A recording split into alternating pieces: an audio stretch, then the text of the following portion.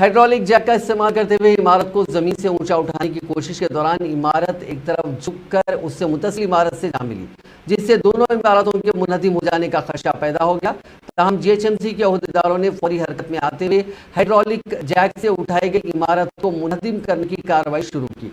यह वाकया शहर हैदराबाद के खुतबुल्लाहपुर सर्कल के श्रीनिवास नगर में पेश आया। जीएचएमसी के अहदेदारों के इमारत को जैक G+2 इमारत है, इसे जक लगाते हुए ऊंचा उठाने के लिए इमारत के मालिकीन की जानिब से कोई इजाजत खबरजी हासिल नहीं की गई थी।